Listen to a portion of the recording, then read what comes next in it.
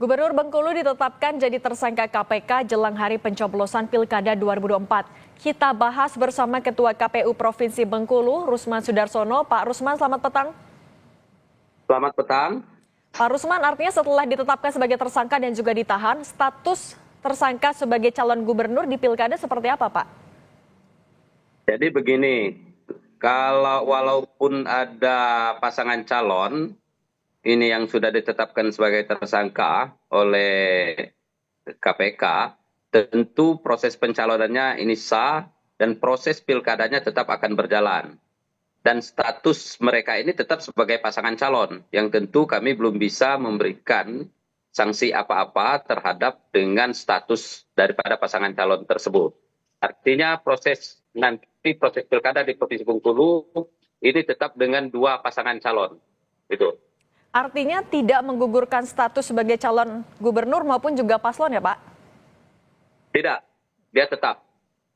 Oke, Pak, kan tapi juga dalam aturan disebutkan kalau ada paslon ataupun juga calon yang berhalangan hadir tetap, kemudian juga sudah jadi narapidana, itu akan diumumkan kepada pemilih sebagai pemenuhan hak publik untuk keterbukaan informasi. Kalau statusnya belum jadi narapidana, tapi ditahan, ini juga akan dilakukan atau seperti apa aturannya, Pak?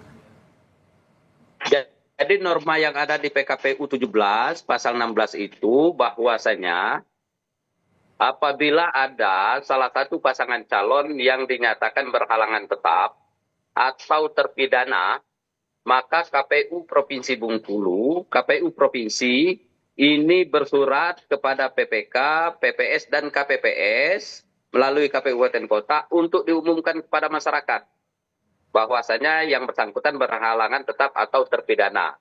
Nah, kalau ini sudah terpidana atau berhalangan tetap, artinya ini dia secara otomatis gugur sebagai pasangan calon. Tetapi kalau dia baru sebatas tersangka, ini belum ada pengaruh apa-apa terhadap pencalonan mereka. Artinya masih sah sebagai pasangan calon.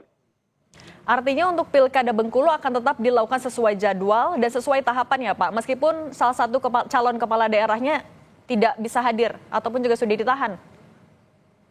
Jadi kalau persoalan calon tidak bisa hadir, ini kan tidak ada ketentuan sebenarnya bahwasanya pasangan calon itu untuk hadir pada saat itu. Artinya tetap normal, perjalanan daripada tahapan ini akan kami lakukan sesuai dengan jadwal, dan pasangan calon untuk Pilkada Provinsi Bengkulu ini tetap ada dua pasangan calon. Itu yang bisa kami sampaikan. Oke, Pak, kalau untuk secara umum persiapan akhir Pilkada di Bengkulu sejauh ini sudah sampai mana, Pak?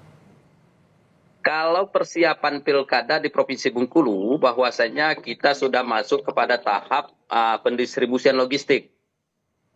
Untuk daerah pulau terluar, yaitu di Bengkulu ini ada salah satu kecamatan yang di kepulauan, yaitu Pulau Enggano. Ini pendistribusian logistiknya sudah kita lakukan di tanggal 19 kemarin, 19 November, dan itu sudah sampai di lokasi. Dan hari ini tadi kami sudah mendistribusikan logistik di TPS sulit yang ada di Provinsi Bengkulu, dan besok kami pastikan seluruh distribusi logistik ke seluruh TPS ini akan kita lakukan. Karena H-1 ketentuannya seluruh logistik sudah harus sampai ke TPS. Oke, Pak Rusman, balik lagi ke soal yang tadi, Pak. Tadi kan juga akan ada penyampaian informasi kepada KPPS, kemudian juga nanti akan secara lisan kepada calon pemilih. Itu informasi yang disampaikannya apa saja, kemudian hanya secara lisan atau juga seperti apa, Pak? Jadi kalau seandainya dia bukan berhalangan tetap dan belum ditetapkan terpidana, maka tidak ada penyampaian apa-apa kepada KPPS ataupun kepada masyarakat.